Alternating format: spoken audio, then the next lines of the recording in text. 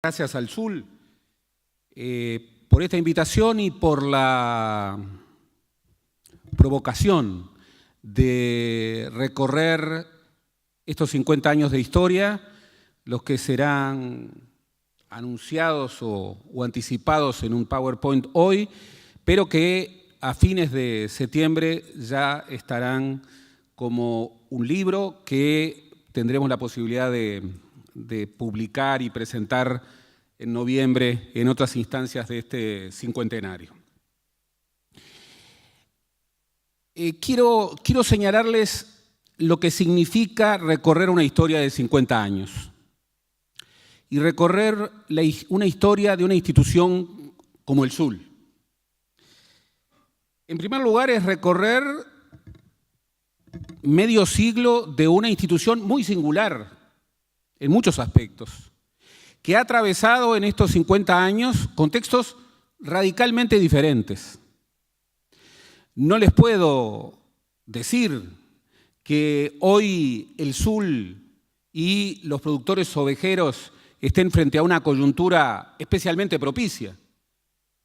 Los números están indicando desafíos, pero tampoco les puedo decir que el SUL enfrenta un desafío radicalmente nuevo y que es posible que, entre las hipótesis que estén en juego esté una hipótesis de crisis aguda. No. El SUL ha demostrado ser una institución flexible que ha sabido adaptarse a coyunturas históricas radicalmente diferentes.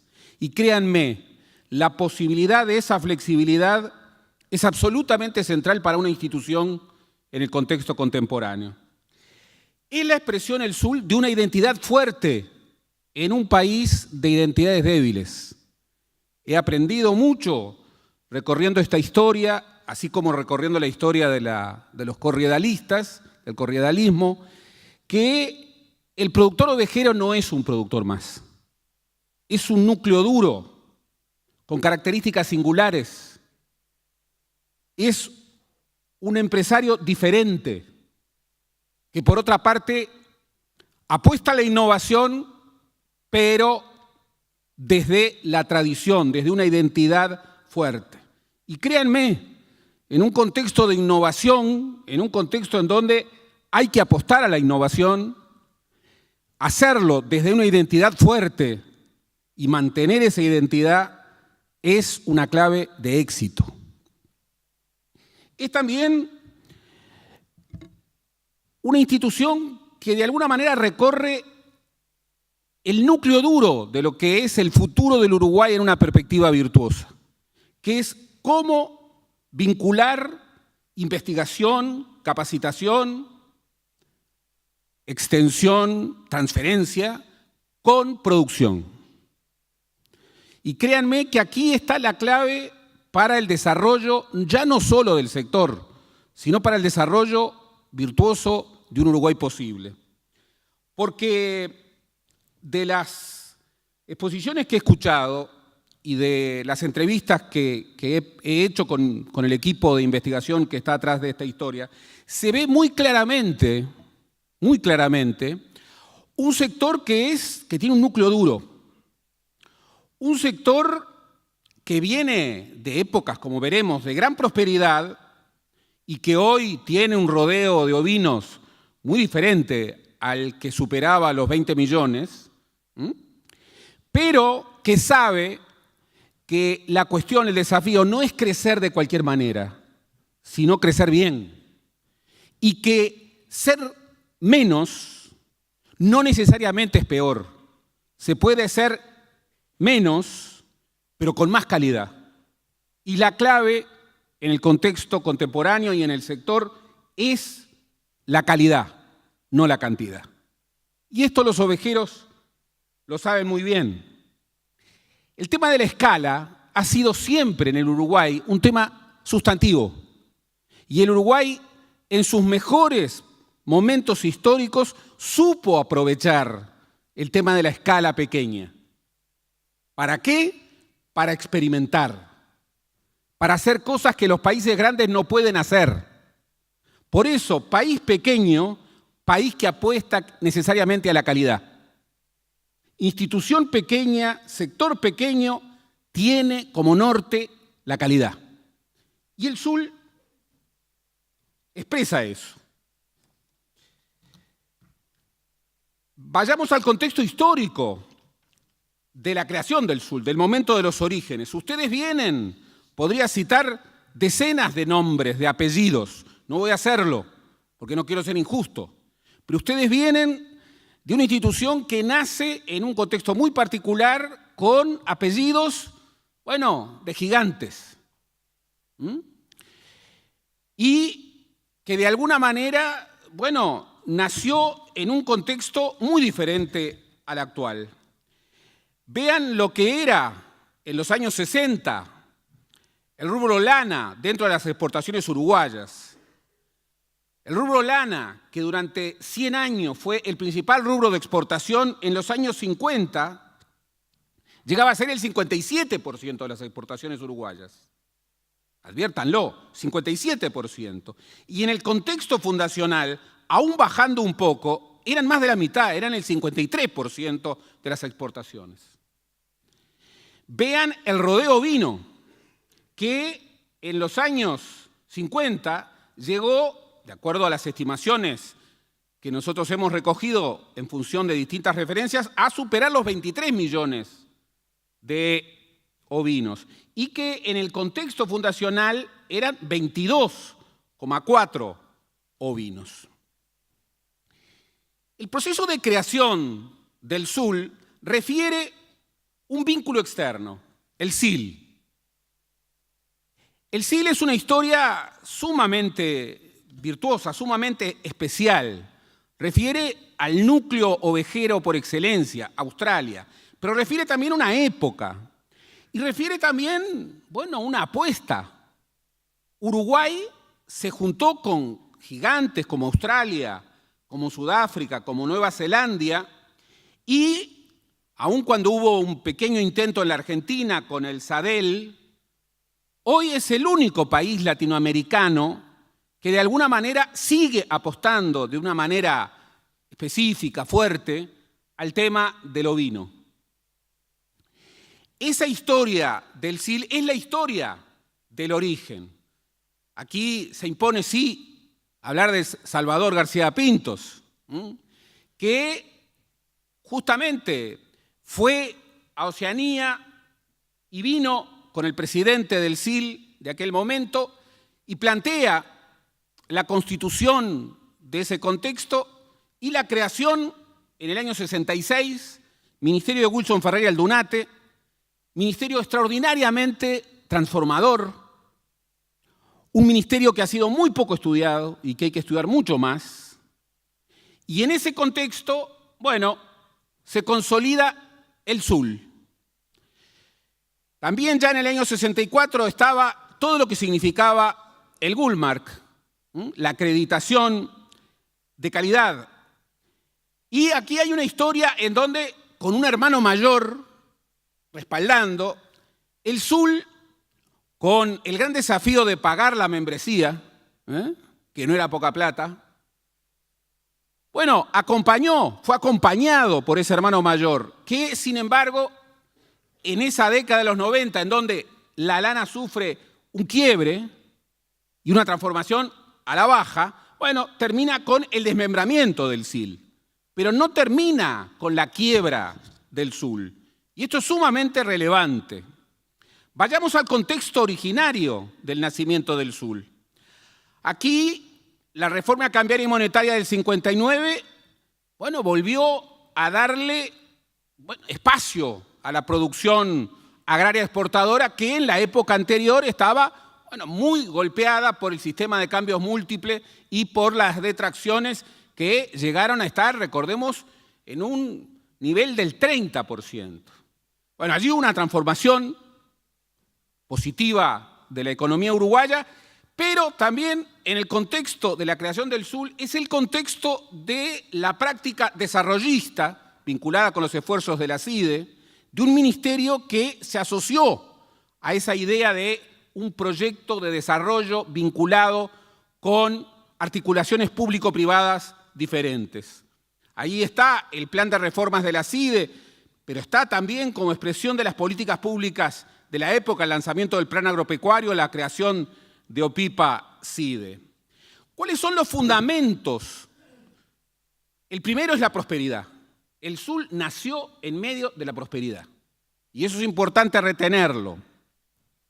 Vean el acta fundacional, que indica la creación del SUL el 3 de mayo del 66, su integración originaria con representantes de la ARU, de la Federación Rural, de las sociedades de criadores y también representación pública, estatal, el Banco República, el Ministerio de Economía y Finanzas, el Ministerio de Ganadería, para la promoción y la defensa de la lana en todos sus aspectos. Pero vean también lo que eran entonces los desafíos de la hora. En primer lugar, darle legitimidad a una institución nueva, a una institución del sector más poderoso. La clave de cualquier institución es obtener legitimidad. Legitimidad ante los productores, legitimidad ante el gobierno y legitimidad ante los interlocutores internacionales. Esto es muy importante. El SUL nació vinculándose con el mundo. No nació mirando para adentro. No nació en clave provinciana. Esa legitimación de la institucionalidad tuvo algunos hitos fundamentales. La aprobación de los estatutos, pero también el momento crucial de la consolidación de la ley 13.602, que estableció el modelo de financiamiento, ese tipo de prestación pecuniaria que incorpora la clave de, a través de un impuesto, se lo puede llamar de otra manera, financiar una entidad básicamente dirigida desde la sociedad civil, porque el núcleo dirigente del SUL siempre ha sido el núcleo de los productores, aun cuando en el SUL se articulan distintos actores. También está el Estado, también está el sector industrial, pero el núcleo dirigente siempre ha sido el de los productores. Y luego vean la consolidación rápida, que termina ya en dictadura, con una integración que en aquel contexto no era una incorporación demasiado deseada, que era la incorporación de la Comisión Honoraria de Mejoramiento Ovino.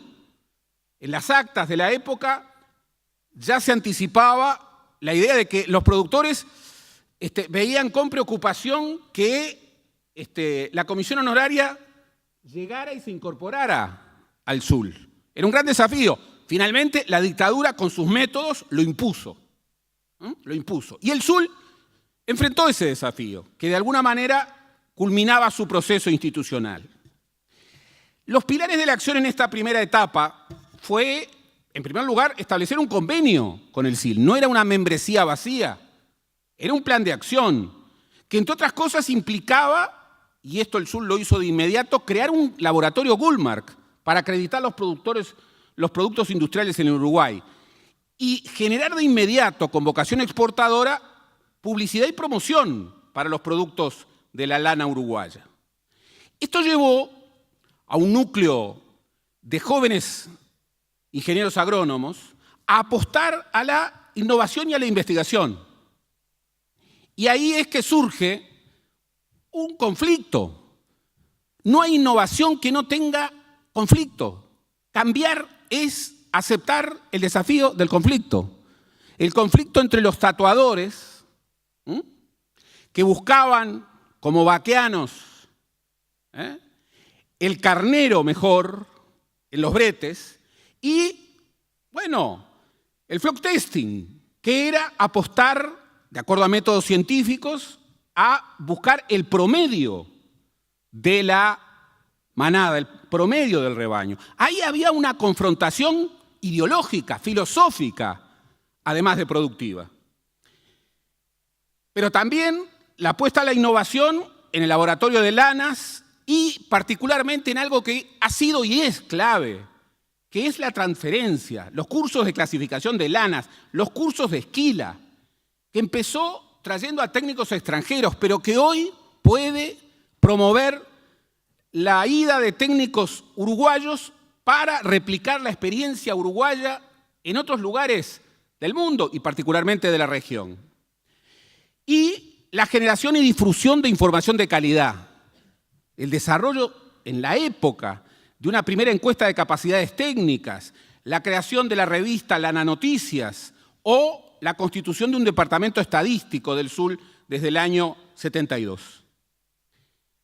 Hay una etapa que continúa los orígenes, que es para nosotros el despliegue, en donde que va entre el 74 y el 91, y que de alguna manera está marcada por cambios y continuidades. Vean la reducción drástica de la importancia de las lanas en las exportaciones uruguayas. Ya en la década de los 70, del 51% de las exportaciones que significó en los años 60, ya está bajando a menos del 30%. Pero ojo, 28, 27% de las exportaciones uruguayas era un número muy importante. El núcleo duro de los productores ovejeros seguía siendo un elemento muy importante. ¿Cómo lo prueba? Que el ovino seguía teniendo un rodeo, un stock muy relevante.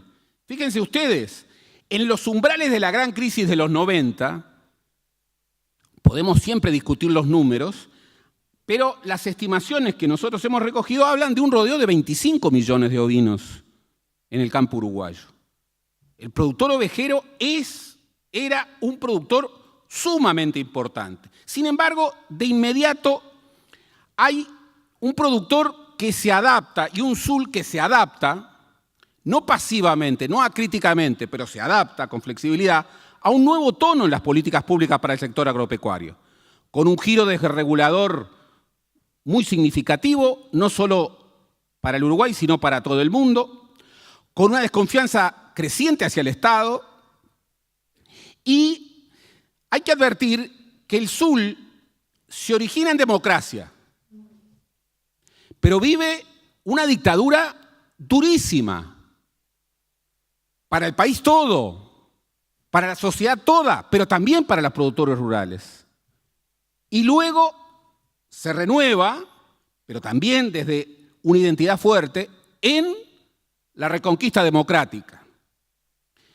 En aquel momento los desafíos eran cumplir los objetivos fundacionales del SUL en un marco de competencia creciente de las fibras en los mercados mundiales de materias primas, lo que imponía reaccionar de manera inteligente a los cambios, no solo en los mercados mundiales, sino en las políticas públicas, y consolidar siempre la preocupación institucionalista, eso que es una señal, una suerte de sello, ya no solo del SUL, sino de la cultura política y social del Uruguay, que es preservar la institucionalidad. Si ustedes me preguntan, lo hablábamos el otro día, ¿cómo el SUL logró sobrevivir estos 50 años? Porque apostó a la construcción institucional. Y esto es muy trascendente, no se hace solo, las instituciones lo saben muy bien ustedes, no sobreviven naturalmente. Construyen en el desafío de la hora, de cada hora, su consolidación institucional. En ese contexto difícil, hubo pilares. El primero, permanente, acompañar al productor rural. El SUL ha sido históricamente dirigido por productores rurales, pero ha tenido como norte acompañar al productor rural. Acompañarlo y desafiarlo. No acompañarlo en clave paternalista. Acompañarlo, pero también provocarlo a la capacitación. Provocarlo a la investigación, a la innovación. Y ahí el Departamento de Mejoramiento Ovino, aún en un contexto, de debates que prosiguieron, el debate entre el flock testing y el tatuador, es un debate que es el debate entre el riesgo de la innovación y, el prestigio de la tradición. Y sin embargo, en ese debate se desarrollaron programas de extensión en alimentación, manejo y sanidad del ovino y siempre se pensó, en coyunturas muy difíciles, en la capacitación de productores y trabajadores. Esto es una clave fundamental. Cuando hablamos de productores sin trabajadores de calidad, sin recursos humanos que sean objeto de una política humanista, pero al mismo tiempo innovadora, es decir, los productores no son los únicos de su establecimiento, lo saben bien. Personal técnico de alta calificación y permanentemente la extensión, revista Lana Noticias, los ovinos Notas Prácticas, pensando siempre en el productor. Luego el Departamento de Investigación de la Producción Ovina, con estaciones experimentales, Cerro Colorado, es decir, Gallinal. Y Gallinal, con toda la polémica de su trayectoria, fue un innovador, un gran innovador. Fue un productor que, justamente, hay un relato que habla de su luna de miel en Australia. Imagínense, pobre, la señora de Gallinal, en Australia. Y sin embargo, allí empezó la obsesión por el corriedal. Ustedes me disculparán, yo aquí me cuesta ser neutral. Yo sé que los corriedal son mayoría, pero no son todos. Pero el corriedalismo tiene su clave. Pero lo que atraviesa transversalmente a todas las sociedades y a todas las razas es justamente esta idea: innovación, investigación, experimentación, laboratorios, cuerpo técnico de formación académica, presentación en seminarios. Acá hubo grandes investigadores, referentes que todavía están entre nosotros. No puedo no nombrar a Zarini, a Mario Azzarini, no puedo no nombrar a Roberto Cardelino. Dos referentes con perfiles muy diferentes, pero que sin embargo convergían en ese desafío innovador. Pero también el Departamento Textil y de Marketing, que significaba defender la lana uruguaya en los mercados mundiales. También cruzado con la innovación, la creación de un laboratorio de certificación de Gullmark, la idea de servicios de control de calidad, la idea de campañas de marketing.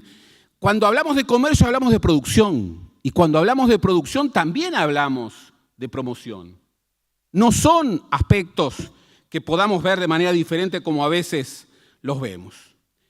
Y finalmente, esta última etapa, que empieza en una década de enorme desafío y que continúa en un contexto completamente nuevo, crisis y reformulación, en donde el gran desafío es, bueno, cómo el Sul, que nació en aquella prosperidad, con aquellos gigantes, y que supo desplegarse en un contexto tan cambiante, pero donde se mantenía un peso muy importante, puede seguir siendo una entidad proactiva, vigorosa, ejemplar en muchos aspectos en el campo productivo uruguayo, con números muy diferentes. Vean ustedes el cambio de época, el retroceso de la lana como rubro de exportación. En la década de los 90, el gran quiebre. ¿Recuerdan? Más del 50% en los 60, en los 90, 17%. En la primera década del siglo XXI, 6%. En el último quinquenio, 4%. Vean el stock ovino, de 22 millones aún en la década de los 90 a 10 millones en la primera década del siglo XXI y a 7, 8 millones en la actualidad. Y uno podría decir, bueno, estamos en el horno. El Sul está en los umbrales de su caída. Y por el contrario, la idea sigue siendo flexibilidad para adaptarse a coyunturas distintas, flexibilidad institucional, identidad fuerte y reacción inteligente ante contextos diferentes, lo cual significa, por ejemplo, discutir cómo crecer y afirmar la idea de que más vale poco, pero bueno, poco, pero con calidad, que mucho, sin calidad. Y esto, que es una gran discusión para los países, ¿cómo crecer? Se puede crecer vendiendo productos sin valor, commodities, y se puede crecer incluso en época, hay tentaciones, hay épocas en donde el boom de las commodities, bueno, ya lo vimos que pasó en América Latina y particularmente en América del Sur. Pero la discusión del cómo crecer, hoy lo vemos. Cuando el ciclo cambia, la discusión de cómo se creció es fundamental. Y el que apostó al atajo de crecer de cualquier manera está en dificultades. Y aquel que apostó a crecer desde identidades fuertes, con capacidad de adaptación, bueno, puede tener una fortaleza institucional aún ante un contexto desafiante. Y aquí el nuevo tono para las políticas sectoriales necesariamente es diferente. Énfasis en la calidad, en la competitividad, en la innovación. Fuerte apertura a la inversión extranjera directa. Buscar inserción viable en un contexto de globalización completamente diferente al contexto de globalización de los 50 o los 60. Claro que en los 50 y los 60 el SIL actuaba en un contexto global y el SUL nació ya en un contexto global. Pero la globalización actual es completamente diferente, como acabamos de ver. Y entre otras cosas es una globalización en donde el rol de un actor como el actor financiero es absolutamente decisivo, con todo lo que esto significa, con todas las restricciones, los desafíos, los peligros que esto significa, en una economía que puede volverse un casino global, en donde inversiones de miles de millones de dólares o fluctuación de mercados pueden resolverse sin responder a lógicas que puedan ser productivas. En este nuevo contexto, los desafíos del presente podrían ser referidos de esta manera. Una institución que nació en un contexto de prosperidad gigantesca tiene que reconvertirse, siendo el SUL, desde una identidad fuerte, a la austeridad. Y esto no es el desafío del Uruguay.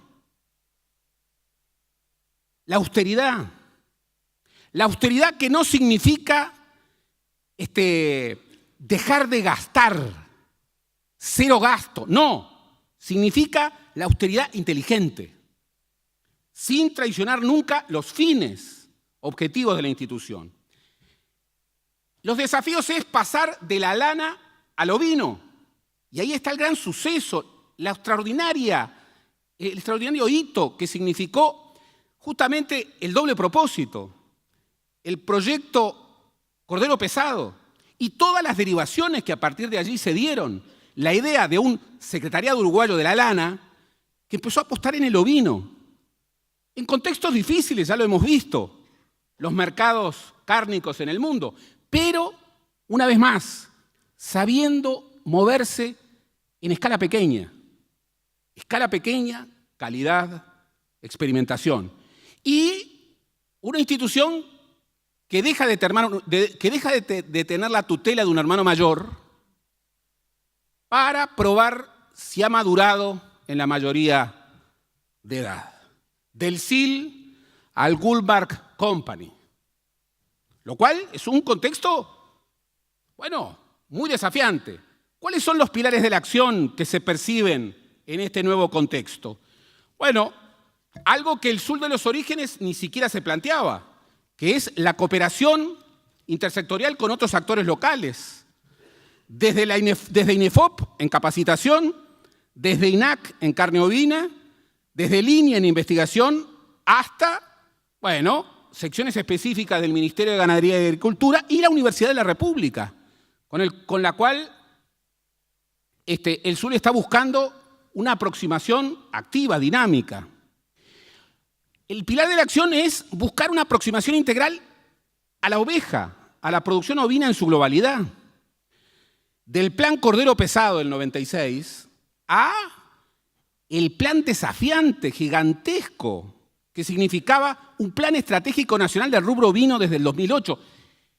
Alguien puede decir, pero ¿cómo pensar desde una perspectiva estratégica en un sector que bajó tanto, en un contexto tan desafiante.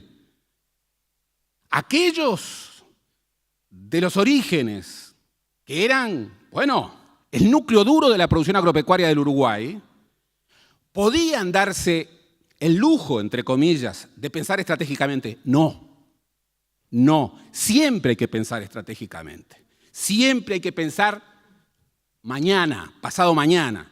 Y esto, que es un bien escaso, sobre todo en América Latina, el sur lo ha tenido y lo tiene. Hoy está discutiendo otro plan estratégico, 2015-2020.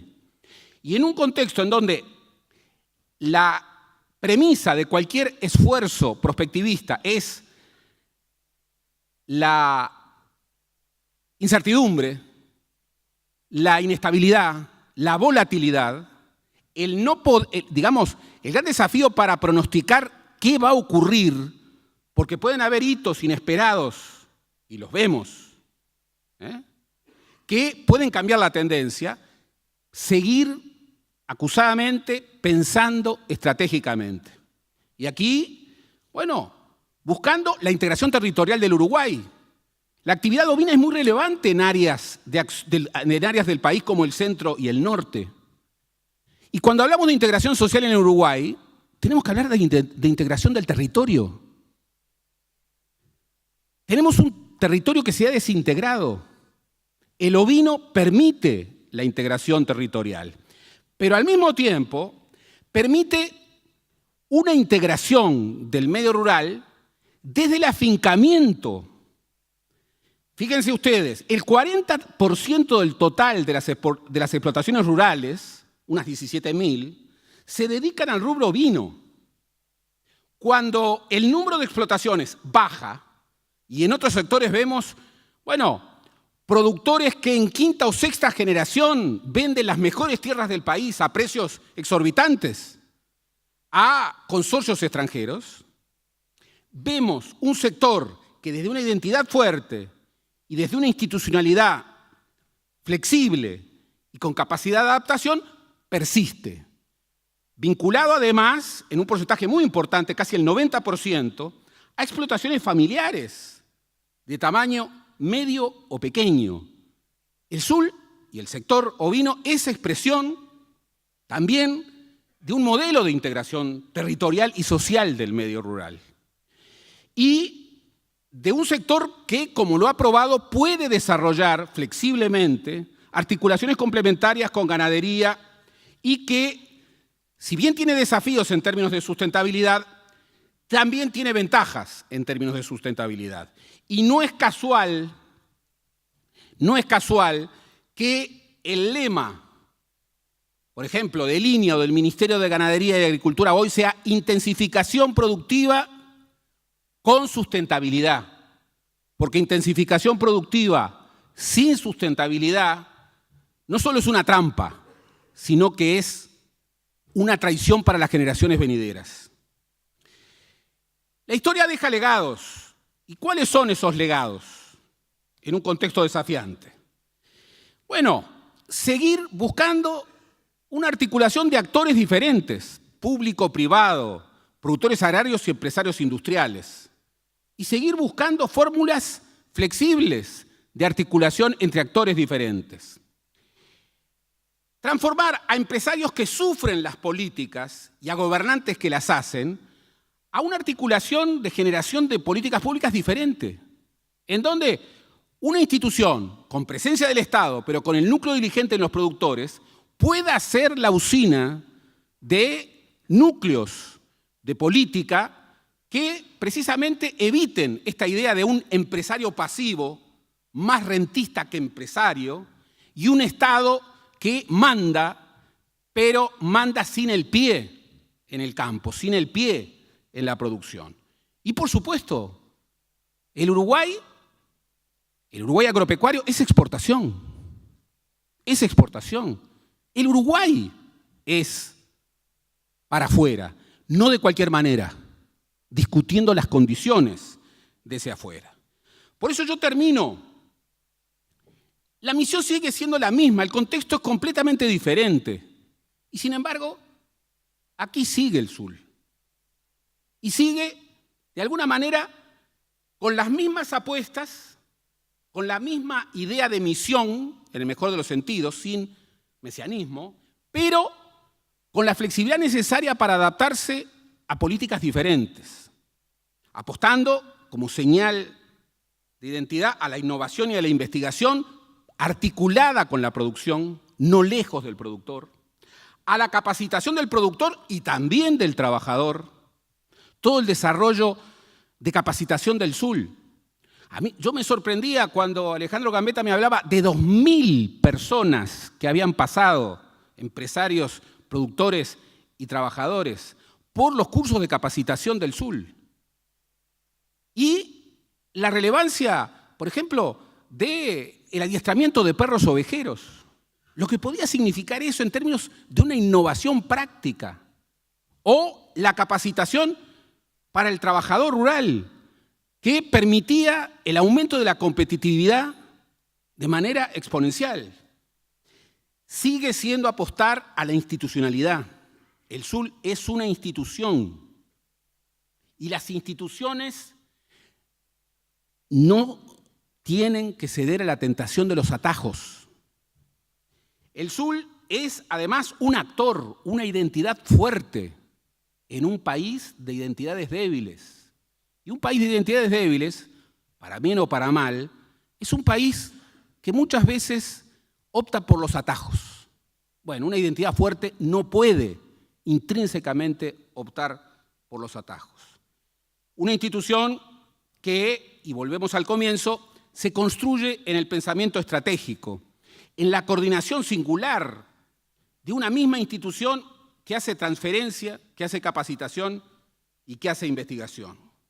Por eso, en los 50 años del Sul, en momentos muy diferentes a los de la prosperidad de los orígenes, las claves siguen siendo cómo crecer.